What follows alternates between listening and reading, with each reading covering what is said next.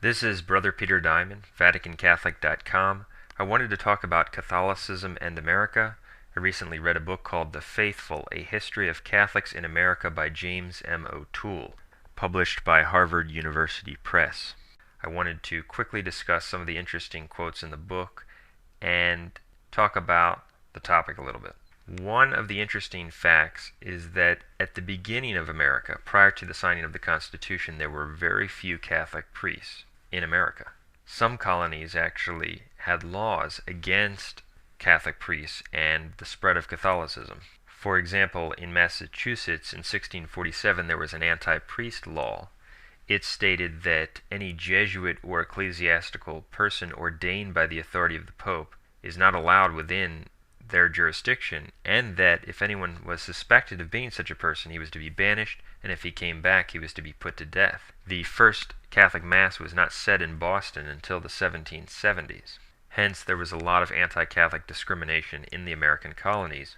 But Maryland was the American colony founded under Catholic auspices. That's why it's called Maryland. But even in Maryland, there were few Catholics, and the freedom for the spread of Catholicism depended upon who was the governor. When there was a Catholic governor, there was more freedom, but if there was an anti-Catholic governor, the freedom of the Catholic Church was limited. But once the Constitution was signed and really put in place in the decades following it, the freedom to practice the Catholic religion spread, and Catholicism was able to grow and eventually to flourish. And it should probably be noted that there were different states that were connected to different churches. There were state churches. But by 1830, all of those state churches had been abolished. So there are 2 points that I wanted to make about this. The first is that it's interesting that at the beginning of the United States, there were few Catholic priests. And O'Toole has some very interesting quotes about the ratio of Catholics to priests. For example, on page 13, he says, in Maryland, according to a report to Rome in 1780, there were almost 16,000 Catholics, but only 19 priests. In Pennsylvania, there were 7,000 Catholics and 5 priests. In New York City, 1,500 Catholics and not a single priest, end quote.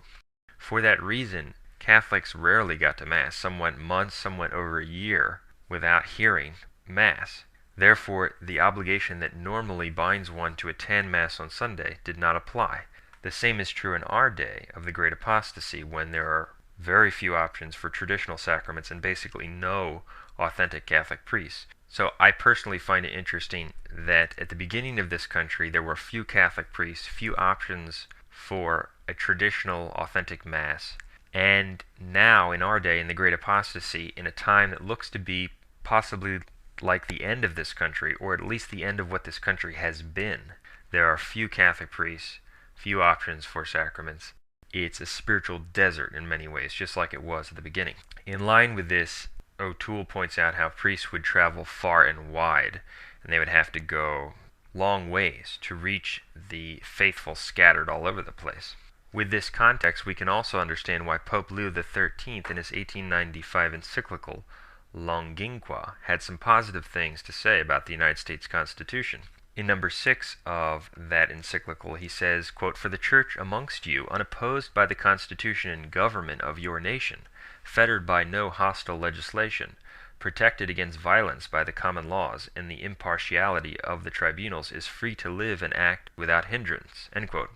So he's pointing out that the Constitution at least allows Catholics to operate on a level playing field, theoretically, and does not suppress the preaching of the faith, the establishment of churches, and the public proclamation of the necessity to embrace the faith, etc. But he goes on to say that, yet, although this is true, it would be very erroneous to draw the conclusion that in America is to be sought the type of the most desirable status of the Church, or that it would be universally lawful or expedient for state and church to be, as in America, dissevered and divorced, end quote.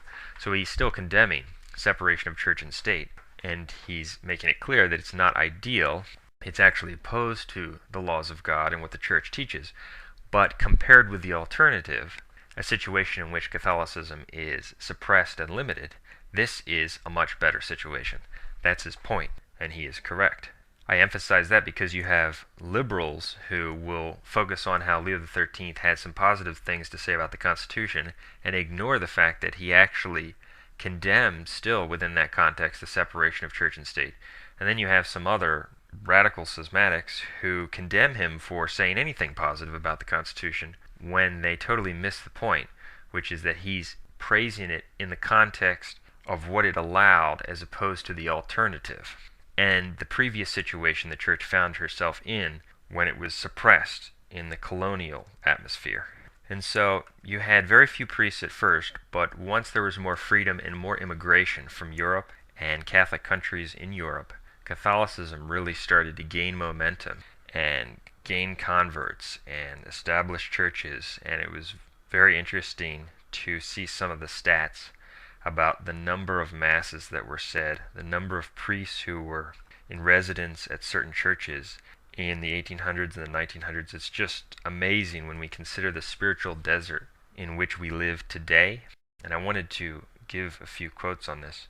And then I want to talk about what happened after Vatican II. For example, on page 101, O'Toole points out that in 1830, Catholics were only 3% of the population, but by 1850 it was up to 8%, and by 1900 it was 18%. Detroit, for instance, had 15 parishes in 1880, 29 by 1900, and 89 when the floodgates of immigration closed in 1925, end quote. And so as people had access to a real mass, and at that time priests who were more Catholic, and at that time most of the priests still believed in the necessity of the church, and so people were attracted to the church, and it gained a lot of converts, and the number of masses that were available to people is staggering. For example, on pages 115 and 116, O'Toole points out that, quote, Catholics in Milwaukee in 1920 were faced with an embarrassment of riches. St. Aldebert's, a Polish parish on the city's near south side, had 8 masses each Sunday, every hour on the hour from 5 a.m. until noon. Every weekday it had 4 masses at half-hour intervals between 7 and 8:30. Across town, the Jesuit church had 4 Sunday masses upstairs and 3 downstairs, end quote. So this one parish, and there were parishes all over the place, had 8 masses on Sunday and 4 every day. That's how many people were coming to church and mass, daily even. That might be the amount of masses that you would have at some of the largest churches in the country today, when the population is much greater, and that was just one parish. Not only the number of masses and the number of people attending mass grew to huge numbers, but the number of priests and vocations and religious. There's a quote on page 116 in which he points out that, quote, by 1925, the number of parishes in Cleveland had grown to 89, and 53 of those, 60%, were staffed by a pastor who had at least one assistant priest living and working with him. Now the parish might offer 4, 6, or even more masses every Sunday. Brooklyn in 1925 had an even greater concentration of clergy. The borough was home to 127 parish churches, 83 of them, 65%, with 2 or more curates in addition to the pastor, end quote. Now, it's very interesting to consider the large numbers of people attending Mass, the large numbers of people entering the priesthood, etc., but that doesn't necessarily equate to holiness or to people being saved. It's interesting that even during this period when Catholicism was flourishing, few people were going to communion. On page 121, O'Toole says that, quote, in Boston in May 1899, a priest in a large parish of Irish and German immigrants reported that about 700 people were at his 7:45 Mass one Sunday morning, and that exactly 40 of them came to communion, end quote. That seems to fit with what the saints and Catholic writers have held throughout history, that even few Catholics are saved. And so during this period, while we saw more people nominally embracing the faith, going to church, there still is evidence that a much smaller number were actually taking advantage of all of these Catholic opportunities to receive sacraments, hear masses, etc., and getting into the state of grace as a result. Something else that's somewhat interesting is that he points out on page 77 that distinctive clothing for the Catholic clergy, including the so-called Roman collar, would not become common in the United States until the end of the 19th century. End quote. I find that somewhat interesting because, especially in the traditional movement, we have people who are consumed with externals. They are often more persuaded by seeing pictures of people in cassocks or priestly garb or habits than they are about the substance of what people believe and promote, and many are deceived in that way. Something else that's very interesting is that as all these churches were being built in the 1800s, they were really going up quickly. There were these trustee disputes between lay people and the clergy concerning the ownership of parishes, expenses, and related matters. O'Toole gives some interesting examples of battles that occurred, and it became a somewhat widespread problem. The lay people would position themselves as part of a corporation that owned the church, and sometimes do battle with the priest or a priest they did not like. This is extremely interesting because we see the same thing today, especially, or rather primarily, in the traditionalist movement. There are in fact numerous false traditionalists who specialize in taking over various churches by dishonest and underhanded means. Some of them are prominent and even lawyers. They will file for a new corporation or try to assume control of the existing corporation, and they will try to do it in a fashion that is arguably legal, but in reality dishonest. In that way, they will attempt to assume control of the church's corporation, remove it from the people who were actually operating the corporation or in possession of the church, and then take it over in that way. And so it's interesting to see that these battles over churches occurred back then, until in 1829 when the Council of Baltimore met and put a stop to this. After the Council of Baltimore met, a lone person corporation with the bishop in control of the church became the norm. That's just an aside. It's also interesting that before the collection plate was distributed in churches, both in Catholic and Protestant churches in America, pews were sold or rented. People were actually given a deed which proved their right to sit in a particular pew, and that was how it worked until that situation was replaced by the passing of the collection plate.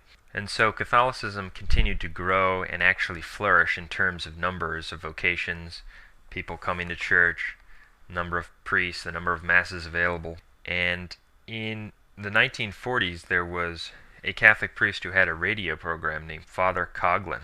There's some interesting facts about Coughlin. He was extremely popular at the time, and he also talked about the existence of various conspiracies. O'Toole says on pages 168 and 169, quote, "It was said that with every radio tuned into his program at the same time, one could hear Coughlin's voice in the very air, simply by walking down the street of any Catholic neighborhood. He cited church teachings as the solution to the nation's economic woes. He saw the slowness of the recovery from the New Deal in increasingly conspiratorial terms." And this is O'Toole saying, "This led him into virulent anti-Semitism. International Jewish bankers were the real culprits," he concluded. He was finally forced off the air in 1942. End quote. So I find it interesting that Coughlin was talking about the international banking conspiracy and how Jews play a prominent role in that, and he was forced off the air. This author, O'Toole, while his book is extremely detailed and very interesting, he is an utter liberal. He even favors women priests and the Vatican II, apostasy. It's also interesting that during this period in the 1950s, when there was a real doctrinal breakdown occurring, in fact, at this time, most people who claimed to be Catholic were unfortunately denying the necessity of the church for salvation.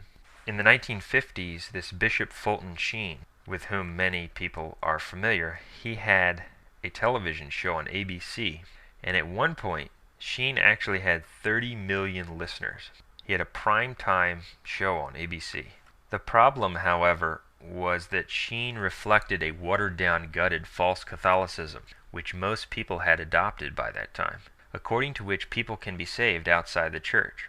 According to O'Toole, the author of The Faithful, Sheen, on his television show, quote, never prayed or discussed specific Catholic doctrines. Instead, he echoed the non-denominational messages of such Protestant and Jewish preachers as Norman Vincent Peale and Joshua Loth Liebman.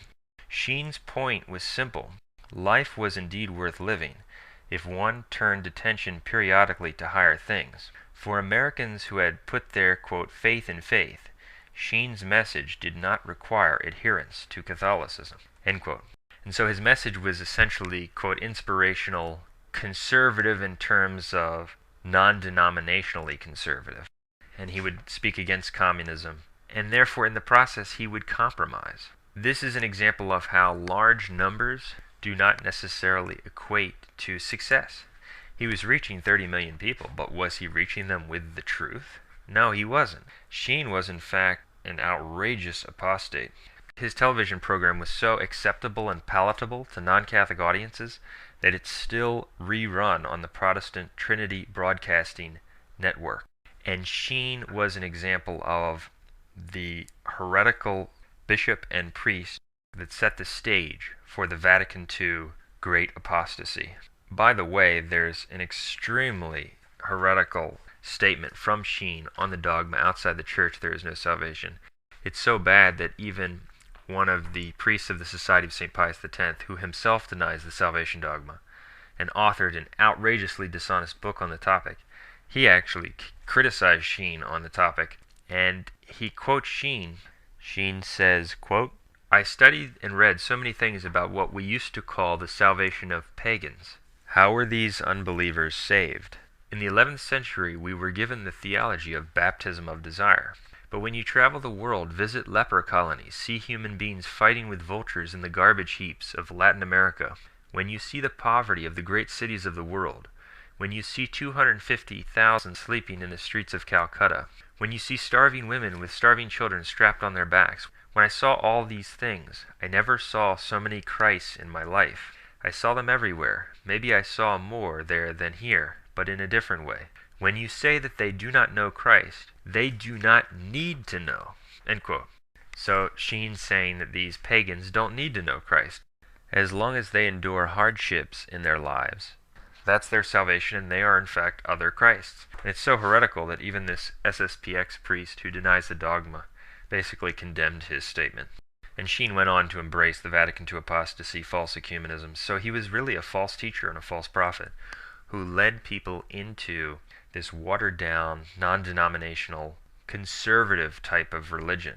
And around this same time, of course, there was the Father Feeney affair. Father Feeney, a Jesuit priest living in the Boston area.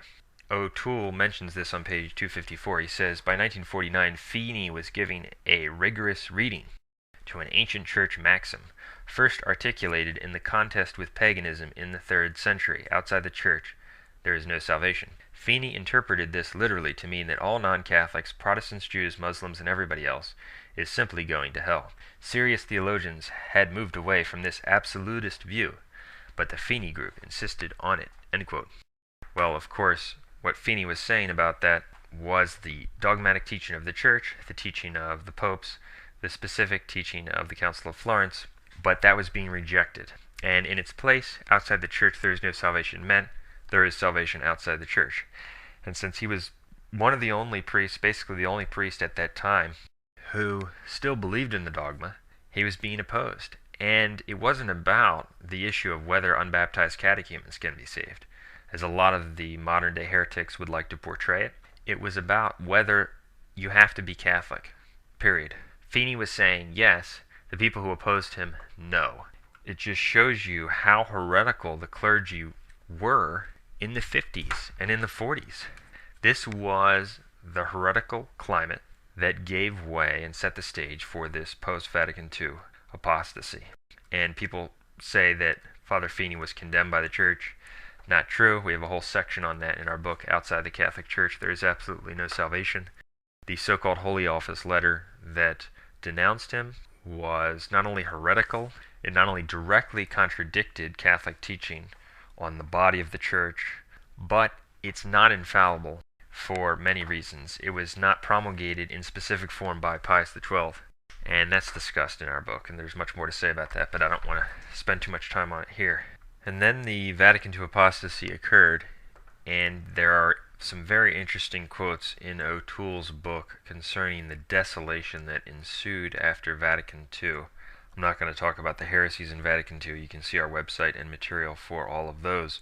But he admits on page 255 that Vatican II changed Catholic teaching on religious liberty.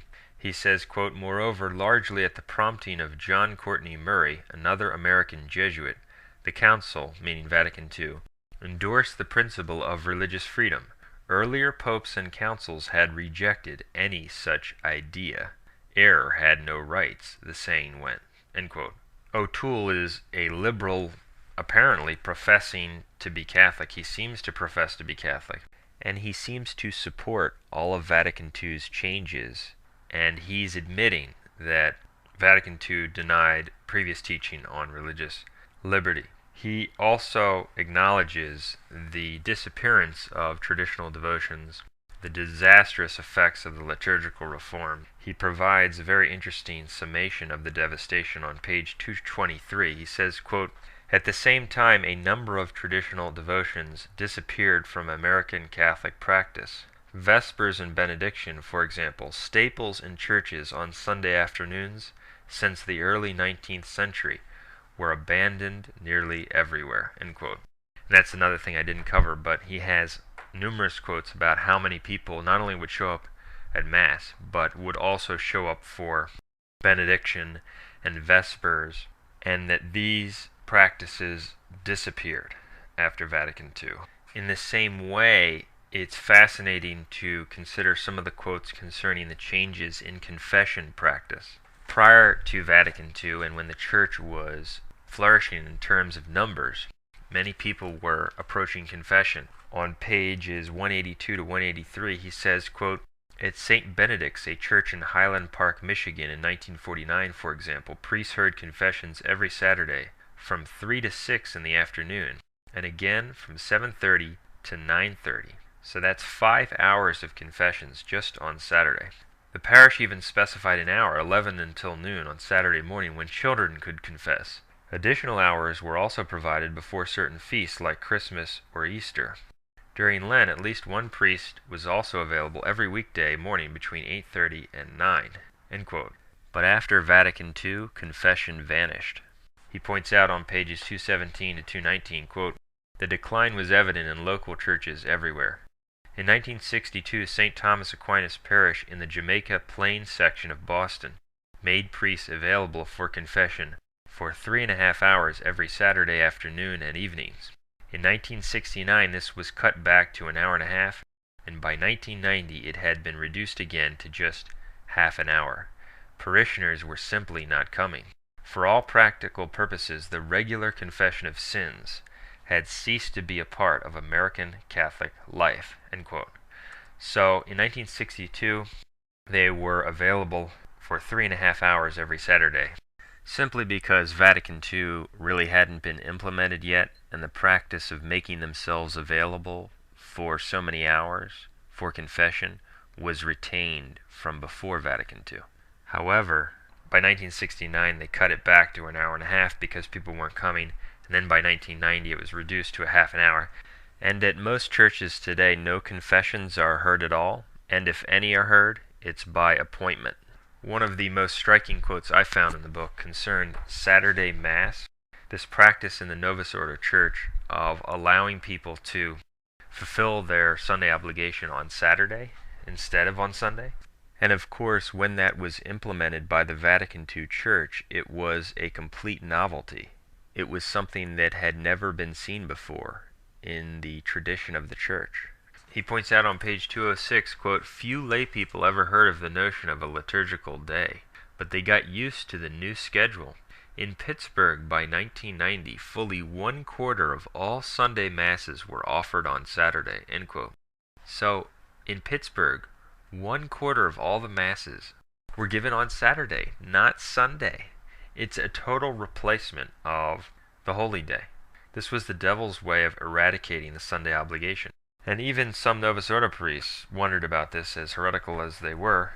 He quotes one who said, "I have some doubts about Saturday Mass," one bishop said in March 1969, "since it means a real change in the practice of worship among our people." End quote. That's correct. It's the eradication of Sunday worship. Something else that's interesting is that on page 183, he acknowledges the traditional prohibition against attending and participating in non-Catholic services. He says, quote, "In 1942, for example, at a time when Catholics were warned never to attend Protestant religious services, a man who had tuned in to a non-Catholic program on the radio was told that if he had listened only out of curiosity, his sin was venial. If he had intended to take part in some way in the service, he had committed a mortal sin." End quote. It's simply a fact that the Church condemned under pain of mortal sin participation in non-Catholic worship, but the Vatican II Church officially teaches that it's good and acceptable to participate in non-Catholic worship. It's taught in Vatican II, it's taught in their official directory, it's taught in John Paul II's encyclicals, and it's exhibited by all of the anti-popes. It's also interesting that he has this quote concerning a heretical confession guide that popped up after Vatican II. On page 218 he says, "After Vatican II, a mother in New Hampshire was amazed to hear her pastor tell the children of his first communion class that they should stay away from confession unless they had committed a mortal sin, of which few of them were capable. That kind of talk was all the added encouragement many lay people needed to abandon their earlier confession habits." End quote. He also points out that lay ministers started to be approved, and we posted this on our website about how a laicized and Protestant-style church was being formed after Vatican II. He says on page 269, quote, "Encouraged in part by the example of the growing ranks of lay people with official roles in parish churches, the number of lay ministers had surpassed the number of priests in the country by the mid-1990s. The laity seemed determined to make the real assertion that they were the church." End quote. And just a few other points I wanted to cover. As the desolation was being seen and felt everywhere in the Vatican II Church, and churches were closing due to the sex scandal and the lack of vocations and the lack of interest, people were protesting when their local parishes would be closed.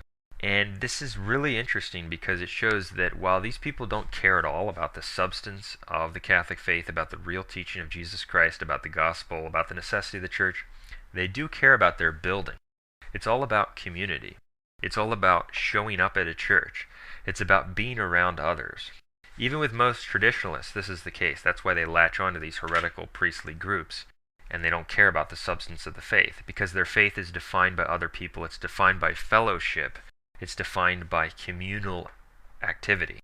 They don't have a real supernatural relationship with God, which would go with them wherever they were. And they don't live the faith each day. It's defined by others. It's really a club. It's about heritage, nostalgia, where they were married, and it's really impure and in fact disgusting. And so it's fascinating that on page 218 he points out that when these churches are being closed in the Vatican II sect, and these people, I mean, if you interviewed them, the amount of apostasy, it would be staggering.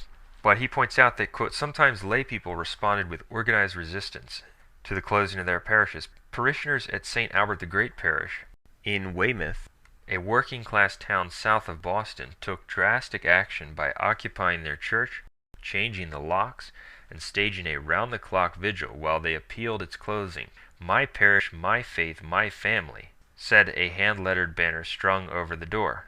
Soon the other people in 7 other parishes in the metropolitan area had organized sit-ins in their churches." End quote. And so they were so upset that where they were married, that building was being closed down. It's an example of how people are deceived, and how they value externals and not Jesus Christ and the substance of the faith. He also gives the rundown of the sex abuse settlements the Vatican II Church paid out. It's just amazing to reread the amount of money wasted, poured down the toilet. On page 274, he says, quote, "The settlements paid to victims around the country mounted to the hundreds of millions of dollars. $12 million for the Diocese of Bridgeport, Connecticut, $25 million in Louisville, Kentucky, $5 million in Orange County, California, and on and on. The church in Los Angeles set the record, paying 500 victims $660 million, on top of the $114 million it had previously paid. In Tucson, Arizona, $75 million. Portland, Oregon, $75 million. In Spokane, Washington, $48 million. The judgments led dioceses to seek the protection of the bankruptcy court, and other dioceses considered doing the same. At one point, the scandal seemed unlikely to ever stop spreading." End quote. Another interesting quote is on page 299 concerning John Paul II and how people were so attracted to his, quote, charism. He says, "John Paul II's vivid personality appealed to many prospective seminarians. Some pointed to the experience of seeing him at a World Youth Day rally as the key to their decision to become a priest, and a few had had closer contact. A college quarterback from Buffalo, traveling in Rome with his pastor during an unusual spring break, decided to give up his girlfriend and enter the seminary. After attending a small private mass with the Pope, you could feel his holiness," the football star said. "When he made eye contact with me, I literally had to keep my legs straight and keep myself from falling over. More important was what the Pope stood for, and indeed that he stood so clearly for something. He didn't compromise ever," a young priest from Milwaukee said. End quote. I just found that to be a staggering quote. He didn't compromise ever. It's exactly the opposite of the reality. The guy couldn't have almost committed more acts of apostasy and blasphemy, yet they say that he was utterly uncompromising. This spiritual charism that he had, and this is common, a lot of people talk about this, and the reason he had this charism was because he was completely possessed. And we believe that John Paul II was much more significant than simply an evil man in the Vatican. We believe he was Antichrist in the Vatican. And that's why people were attracted to him. It's also fascinating that many of these apologists in the Vatican II Church who appeal to the conservative audience decided to come into the, quote, Catholic Church, meaning the Vatican II Church, as a result of John Paul II. And they have served really to give life to the beast. They've served to give life to this counter-church. Because if there weren't some signs of spiritual vitality or productive activity among speakers and leaders in the counter-church, those who were somewhat conservative would start to abandon their local churches and look for independent traditional sources. And so the devil had to move in certain people to sort of keep them occupied, so to speak. And I'll just mention one example. We could probably mention many. But this guy, Jeff Cavins, he was a popular figure on EWTN. And he said that he converted to the Vatican II Church after seeing John Paul II at World Youth Day and seeing how many people were attracted to him. It's almost as if he was called by John Paul II. And he obviously did not convert because he was attracted to the historical Catholic faith, although later on he would obviously claim that. But it was almost like he was called by the devil. That's what we believe. And people like him, and he's not the only one, I'm not trying to single him out, but they were necessary for the devil because they keep people occupied. They make people believe that there's some hope in the, quote, official church, when in reality they're just apostates. And so what this person experienced in being attracted and even almost knocked over by John Paul II's presence is very interesting. Those were some of the points that were interesting to consider about this topic.